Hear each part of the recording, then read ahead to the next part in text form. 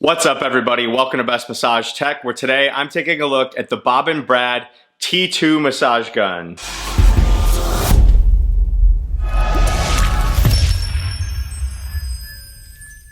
So the Bob & Brad devices continue to be well ranked on Amazon, and of their devices that I've reviewed on this channel, they do seem to be consistent in performance and quality. So this will actually be the fourth Bob & Brad massage gun that I've reviewed on this channel, and I've been pretty impressed with all of them thus far. And so as long as Bob & Brad continue to release new massage guns, I will continue to review them on this channel. So I'm excited today to take a look at the T2 massage gun. We'll start by taking a look at what comes with the device out of the box. I'll talk about some of the specifications and features of this device, and then I'll finish by giving my final thoughts on the device. So to start, I'll take a look at what comes with the device out of the box. The first thing you see when you open the box is the case. The case is 10 inches by 8 inches. It's nice and compact. It looks very similar to the other cases that I've seen with Bob & Brad devices, sort of a signature gray color with this blue plastic medallion in the corner with the Bob & Brad logo. There is no other branding on the case. You've got a carry handle with a rubber grip. It does come with two zippers with some plastic coating.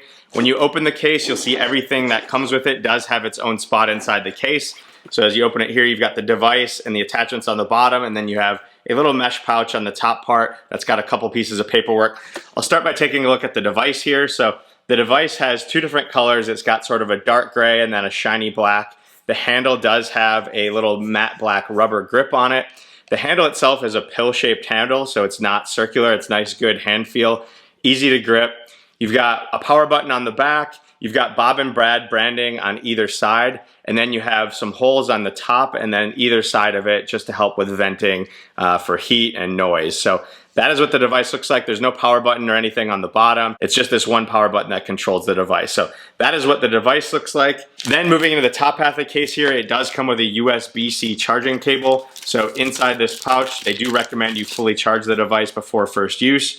In order to do that, you take the USB-C end and plug it into the bottom of the device. And then the other end is USB-A. So it doesn't come with a charging block. You're gonna have to charge this directly with a USB port, whether that be a computer or a cell phone block that you might have already, but does not come with a block, and that is how you charge it. It took me about 3 hours to fully charge my device out of the box. While it is charging, there are some blue lights that light up at the bottom just to indicate the battery status. The next thing you get in the case is a user manual. So this comes in a little Ziploc bag as well.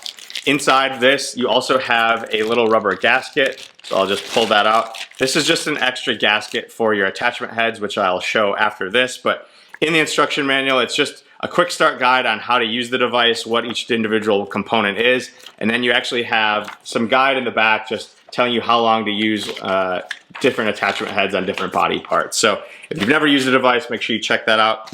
Now this gasket head that I mentioned does go with the attachment head. So it does come with 5 different attachments. So you have a flat attachment, and this is hard plastic. And this gasket goes on right here. It's just an extra. I've never had one of these break on any of the massage guns I've ever looked at. I can understand that this would be a difficult piece to replace, so it is nice that they include that. So you've got the flat head attachment.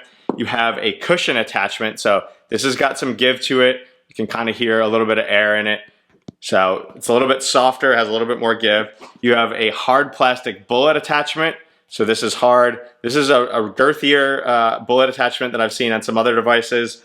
You have a fork attachment that's also hard plastic. And then you have a hard, firm foam ball attachment. Now all these attachments easily go into the device just by pressing them in. If you want to change, you just give it a gentle pull and twist, and you can easily swap out those attachments. I tend to prefer the ball and the flathead attachment, so I am going to go ahead and just put the ball attachment in it for the remainder of this video. Now, when I look at devices like this, the first two things that I always want to pay attention to are the stall force and the stroke length. So the stroke length on this device, which is going to be the distance that this massage head moves back and forth, is 10 millimeters.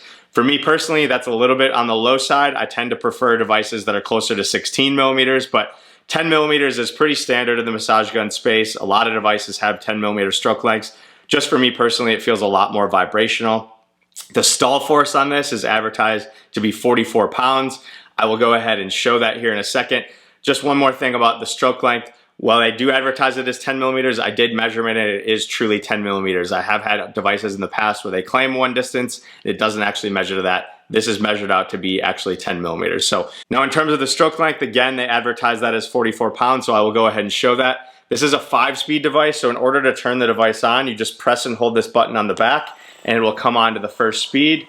So the first speed here, I'm just going to test this force as is on this first speed. Pretty strong, and it does come back on eventually. Now typically the stall force is measured from the highest speed, so I will go ahead and put it all the way up to the 5th speed, which is just indicated by these blue lights on the top. So it does stall out, but it did take a good amount of force there. So I'm going to say that that probably is right around 40 to 44 pounds as advertised. It does stall, but it comes back on a few seconds later, so that's also a positive as well. Now at 44 pounds, you're not likely going to stall this just, pressing on arms and biceps and pecs. But you're going to most likely stall it if you're really pushing hard on your glutes or your quads, some of those bigger muscle groups. But for the most part, you're going to just be floating over your muscles. You should only be going about an inch per second. When you are doing this, don't necessarily need to be pushing really, really hard, but it is nice to know that that stall force is accurate as advertised. Now in terms of the speeds again, it is a 5-speed device. So again, just to turn that on, you just press and hold this button. It's going to come on to that first speed.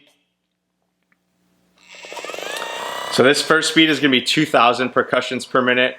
And again, it's indicated by that blue light here on the top. If I go to the next speed, this is 2,300 percussions per minute. Next speed is 2,600 percussions per minute. Next speed is 2,900 percussions per minute. And then the highest speed is 3,200 percussions per minute. Now this is a 25-watt motor. It's a brushless motor, so it's definitely really quiet. I'll hold this by my mic here just so you can hear the noise of this highest speed. I measure the decibel level on this to be between 55 and 64 decibels. These vents here definitely help with some of the noise. It helps just, alleviate some of the tension that's inside the device. Now this isn't a Bluetooth compatible device, so there's no app or anything that goes along with this. It is not an adjustable device, so it's fixed at this 90-degree angle. The battery is not removable. The battery life on this, they advertise between 2 and 5 hours, which is honestly a really big battery span for them to advertise. So typically that's going to depend on how much stall force you're applying against it, what speed you're using it on, how much pressure and everything, and just how often you're using it. So if you're using it for a half hour at a time or you're only using it 5 to 10 minutes at a time, it's all going to play an impact on that battery life. So 2 to 5 hours. I haven't actually tried to test it for more than 2 hours, but that is what they advertise. And again, it took me about 3 hours to fully charge the device. It is not removable again. The weight of this is just under 2 pounds. It's 1.98 pounds. It is a really nice hand feel. I really like the pill-shaped handle on this. It just makes it really easy to grip. It's not overly imbalanced in terms of weights. It does feel very, very even. At 2 pounds, you can easily toss it back and forth. I think anybody should have an ease with using this device. The price of this is $120. I will put a link in the description if you're interested in buying this. That price, it does come with a 1-year warranty. A couple other things, when it does have the standby mode, which is just level 0, it will automatically turn off after 10 seconds. Just know it's because you haven't selected a speed. It does have a 10-minute auto shut off as well, so if you're using it for more than 10 minutes at a time, it will automatically shut off. You can just go ahead and turn it back on just by pressing that power button again. Now in terms of some things that I do actually really like about this device, I mentioned the handle. I just think more devices we're going to start to see this pill-shaped handle because it is a lot easier to grip for people with smaller hands. It also just has a much more natural feel than a big cylinder handle of some of the original massage gun devices that were on the market in this sort of 7 or T-shaped pattern. So I really like the grip on that. I think that the power button is a really convenient spot. It's just real convenient right where your thumb would go. It's real easy to use, just one click. It's not easy to accidentally adjust speeds or anything like that. So I like the one button design on it. There's not a power switch or anything like that. So that's a small positive for me. And then lastly, I do really like that the stall force is as high as it is, especially for a device that's only $120. That's really rare to find something that has a high stall force for a relatively good value in terms of price point. So those are 3 things that I really like about it. In terms of some things that I wish they could improve, I don't really like the USB-C charging cord, just not yet. I don't feel like overall technology has advanced that far yet. Just not giving us a charging block is just a little bit of a downside. Again, I do have plenty of these charging blocks from other devices, but to not have it just with the device is just a little small knock in my book there. The stroke length would be the next thing. I just think that something with a longer stroke length is just a personal preference of mine. Again, it does just feel a lot more vibrational than truly percussive to me. So again, those are two minor things, but it's something that I do think add a good amount of value. But again, at $120, I do think this is maybe one of the best budget massage guns that I've reviewed. And I say that budget just because I think once you start to get in the $100 range, you do start to get a big drop off in quality of devices. So at $120, this is a very impressive device. Again, continue to be impressed with the Bob and Brad devices. If you guys have questions about the T2 massage gun, go ahead and drop in the comments down below. As always, I will do my best to answer those questions. Otherwise, that is the Bob and Brad T2 massage gun. That's a review. Enjoy your recovery.